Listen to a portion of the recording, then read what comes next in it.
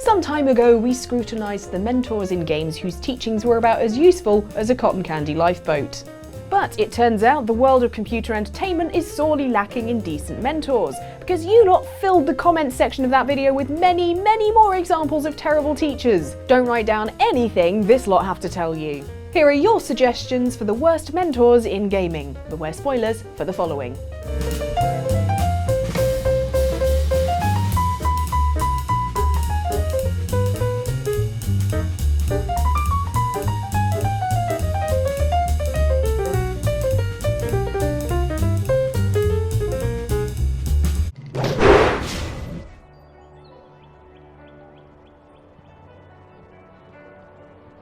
Did you see?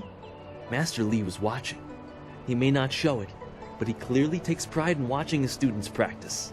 If you say something confidently enough, people will assume you know what you're talking about. Like this: Mario Sunshine is the best Mario game. Oh my god, is he right? I don't know, he sounds pretty confident. Video gaming has no better example of this old adage than Master Lee, the mentor who raised you in 2005 RPG Jade Empire, and who introduces himself by making a series of contradictory statements, but doing so in a sagacious and confident voice so that it sounds very much like wisdom. I recall that, as a child, you fell and bruised your arm. I comforted you, saying that small pains are part of learning, but not every setback imparts wisdom. You must be careful. Let me try. Mario Sunshine is a flawless game, but also, Mario Sunshine is bad. Well, I just don't know what to believe. If only that was the worst thing about Master Lee's mentorship, but instead, this wise leader who lives in a remote village and schools you in the arts of combat has a whole lot more going on, as commenter Damien the Phoenix remembers well. Jade Empire, anyone? You are trained by Master Lee to stop a tyrant, only to help him become one. Yes indeedy, not long after the start of the game, poor old Master Lee gets kidnapped, kicking off an epic quest to rescue him. Eventually, after many hours of tribulation, you are reunited with Lee and locate the powerful heart of the water dragon into the bargain. So, time for a richly deserved pat on the back. But it also does my heart good to see that you have remembered the basics of what I taught. Even the flaws.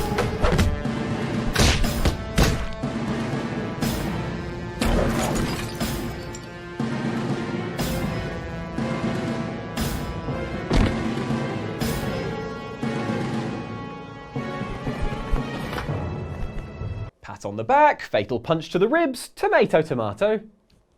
Not only does Master Lee betray you and declare himself emperor, turns out this has been his plan all along, ever since when you were just a tiny baby and he murdered the guardian who was actually trying to protect you.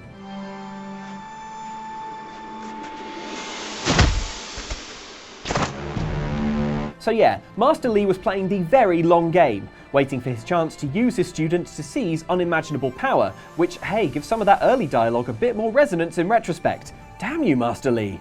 Those who announce their important destiny before they are ready tend to meet unfortunate ends. Using a position of authority to further a radical and frankly dangerous agenda, it just makes me want to play Mario Sunshine, a tropical slice of platforming fun.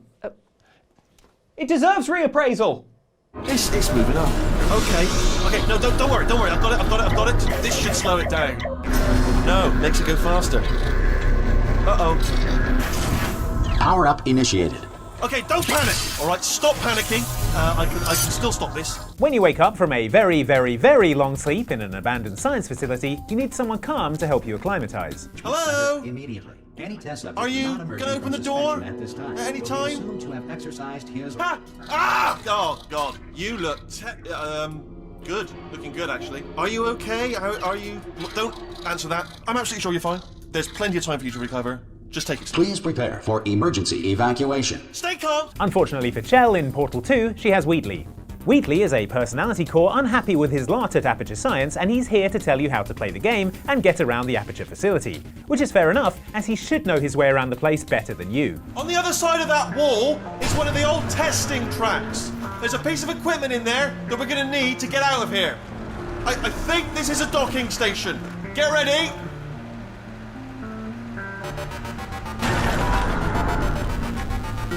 Good news. That is not a docking station. But it becomes clear that thanks to having been lied to for years by his bosses and probably never having read any of the manuals, he has no idea what he's doing. Let's go on one this time. Okay, ready? 1. Catch me, catch out! Right, okay. Don't worry, I'm absolutely guaranteeing you 100% that it's this way. Oh, it's not this way.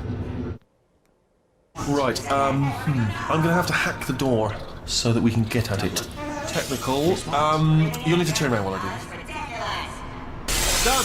Hacked. Template. Honestly, I'd take the Space Core over this. Bad instructions and fudged fixes are not the only problems with Wheatley, as pointed out by commenter Shannon Spencer Fox. No mention of Wheatley from Portal 2, not only dangerously incompetent, but also flips to being a villain at the end of the game. That's like a twofer. Yes, when your escape plan changes to involve taking down GLaDOS, your supposed mentor plugs himself into the central core. I've got an idea! Do what it says, plug me in. Do not plug that little idiot into my mainframe. No, you should plug that little idiot into the mainframe. Predictably, the spherical idiot is a little too into his newfound power, and he immediately changes his position on the whole Wheatley-Chell alliance. I've done nothing but sacrifice to get us here. And what have you sacrificed? Nothing. Zero. All you've done is boss me around. Well, now who's the boss? You're the one who's been telling me what to do. Honestly, it's like you were designed to be a moron. You're not just a regular moron. You're designed to be a moron. So my mentor was a moron. Okay, if anyone asks, that's why it took me so long to solve all those puzzles. Master Xehanort. And yet, how frustrating that Ericus refutes its power. Why, you could train with him forever, and still, you'd never be a master in his eyes. Master Xehanort is all about the evil force known as darkness and doesn't care who he steps on to open Kingdom Hearts, which is a kind of a place, but also a kind of a force. But honestly, I do not have time to go into it today because the studio shuts at 7. And his ruthlessness extends to his apprentices, as pointed out by commenter Angel Chan, who said, "What about Master Xehanort from Kingdom Hearts Birth by Sleep?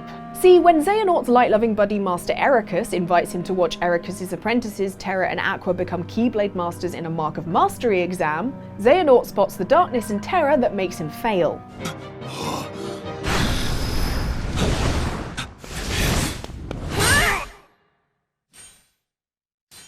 The manipulative Xehanort eventually steals Terra away to be his own apprentice, citing the need for balance between the forces of light and darkness. Light and darkness, they are a balance, one that must always be maintained. You've all seen Star Wars, you know the drill. But instead of being a good and helpful mentor, Xehanort's plans for Terra are far more sinister. He actually wants to manipulate Terra to succumb to the darkness inside him. This is also Xehanort can possess him and create Terra Xehanort. To those outside the fandom, this is what is known as getting naughted. And to those inside the fandom, are you getting enough fresh air? But Terra isn't the only apprentice he screws over. We later find out that Ericus's other apprentice, Ventus, has an evil twin called Vanitas. See, tired of having an apprentice that wouldn't submit to the darkness, Xehanort extracted Ventus's darkness to create a new apprentice that would, nearly killing Ventus in the process and not giving a damn about it. So, moral of the story is, don't trust a guy who constantly has an evil smirk on his face, has creepy glowy yellow eyes, and doesn't stop talking about darkness every 2 seconds. Darkness cannot be destroyed. It can only be channeled. Oh, we get it. Darkness.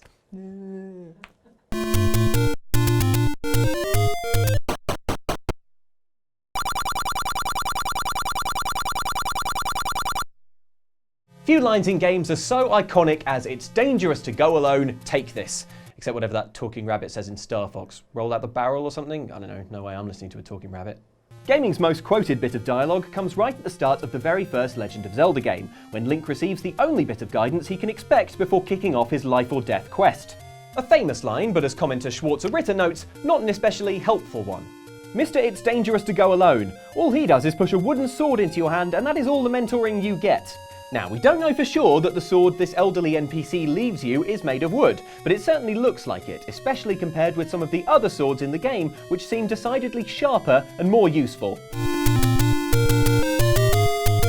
What we do know for sure is that the phrase, "It's dangerous to go alone," definitely suggests to us that this elderly gent is offering to come along with us, because a sword is not a person, and even if you have one, you're still alone.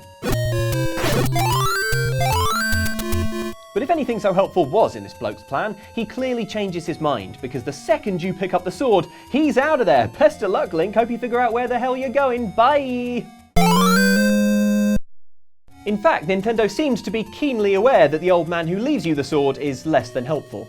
To compensate for his woefully inadequate mentoring, and presumably panicking that nobody would figure out how an open-world game of this kind worked without more guidance, Nintendo bundled in a whole extra manual with the game for its release in the West. This came complete with maps, walkthroughs, and even solutions for the game's puzzles, written as if they were imparted by Princess Zelda herself. Can Zelda also tell me where that old man went, because I want to give him the sword back? Pointy end first, preferably. Would you kindly pick up that shortwave radio? I don't know how you survived that plane crash, but I've never been one to question Providence. I'm Atlas, and I aim to keep you alive. When exploring a wrecked underwater city, what you need is a guide. Also a wetsuit, oxygen tank, weapons, and ideally not to be in a wrecked underwater city. But in Bioshock's Rapture, you'll have to settle for Atlas, your only pal and guide in the game, who pipes up over the intercom when you first splash down. Now, would you kindly find a crowbar or something? Like you, Atlas is trying to escape Rapture and save his son Patrick and wife Moira. Along the way, he mentors you in the fundamentals of the game, including how to fight the unhinged splicers, terrorizing what's left of Andrew Ryan's objectivist paddling pool. Zap him, then whack him. 1-2 punch. Remember, the 1-2 punch. But Atlas isn't all he's cracked up to be, as commenter Nicholas Cross recalls. Atlas, Bioshock. Your literal creator who, while he initially guides and teaches you, is using you for his own nefarious ends and then tries to kill you once he gets what he wants. As mentor fails go, that's pretty epic. Epic indeed. At first, you'll be only too happy to help Atlas achieve his goal of killing Rapture founder Andrew Ryan, especially when it seems as if Ryan has engineered the death of Atlas's family, waiting for him on board a submarine. Who wouldn't want to hunt down the monstrous industrialist who killed Moira and Patrick? Moira. Patrick. Well, get this, Patrick isn't even real. Well, I mean, neither is Andrew Ryan or Rapture, it's a video game, but get this also! Patrick and Moira, double unreal. Because, turns out, far from being the heroic guide you thought he was, Atlas is actually Frank Fontaine, a mobster intent on overthrowing Andrew Ryan and using you to do so with a heady cocktail of mental conditioning that has you obeying any order prefixed with the phrase, "Would you kindly?" Would you kindly? Would you kindly get this? Would you kindly find that? Would you kindly find that? Would you kindly find? Would you kindly get this? Would you kindly head to Ryan's office and kill the son of a bitch? I mean, at least he asked nicely. Turn the handle 3 times and you shall be granted a single wish. There's no such thing as magic. Did anyone hear what he said? We live in grim times indeed, if the young are too world-weary to believe in magic. A good mentor should always have your best interests at heart, not trick you into helping them like when Mike said it would be valuable experience to do his taxes for him. However, there's one character in the Fable series that uses your heroic skills for their own ends, as noted by commenter Janos Audran, who said, "Teresa from the Fable series, worst manipulative jerk ever." Also known as the Blind Seeress, this wise woman wanders into the path of heroes in every game, but it's in Fable 2 where she especially screws you over. First off, she's the one that convinces you and your sister Rose to use your hard-earned cash to buy the magic box that reveals you to be a hero. For 5 gold coins, you could have your answer.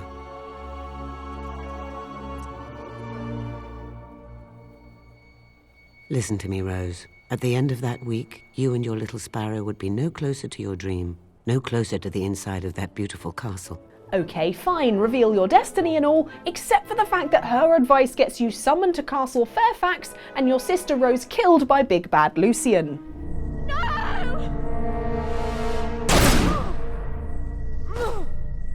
Yeah, great, Teresa. Really appreciate the advice.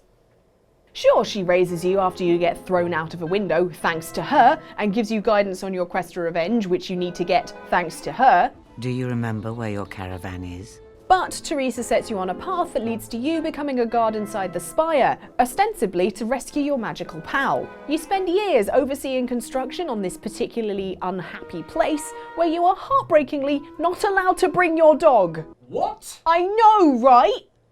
Turns out, Teresa had an ulterior motive all along, keeping the spire for herself at the end of the game. And now it is time for you to leave. The world world is yours to enjoy.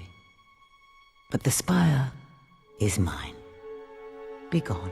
So your heroic journey led to this because some woman wanted some fancy magical real estate. This is just like when Mike said it would be character building to fill out his mortgage application. Is that finished, by the way? Cheers. Mike said it would be character building to act as his guarantor. Get the signature on this.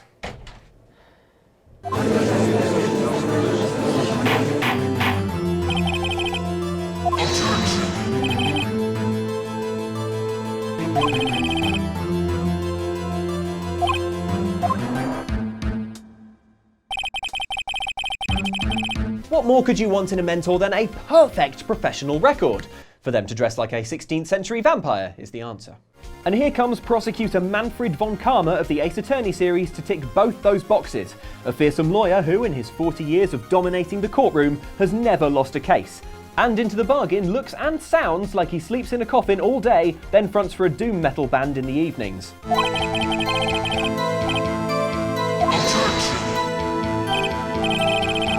In fact, von Karma in his spare time mentored and more or less raised young prosecutor Miles Edgeworth, teaching him everything about the art of ruthlessly prosecuting a case, having taken him in as a young boy when Edgeworth's father was killed in mysterious circumstances.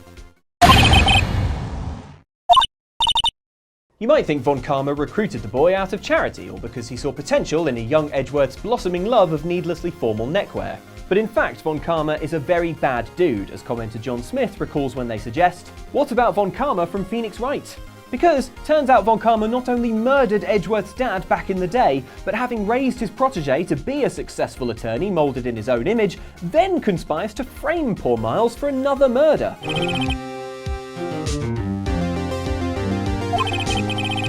This in order to shift any trace of blame for his past misdeeds. Oh, and then acts as prosecutor in Miles's case to ensure his pupil is convicted and gets the death penalty.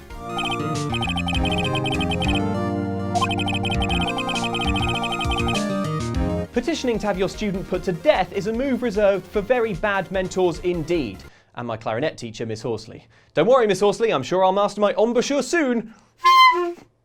Happily, von Karma's terrible mentoring is exposed for all to see, when desperate chancer / legal whiz / protagonist Phoenix Wright breaks the case in court, prompting von Karma to finally show his true colours in a head-banging rage against his former mentee.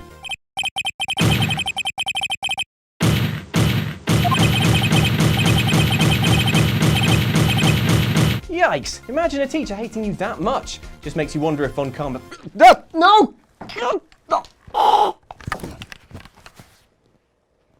Miss Horsley sends her regards.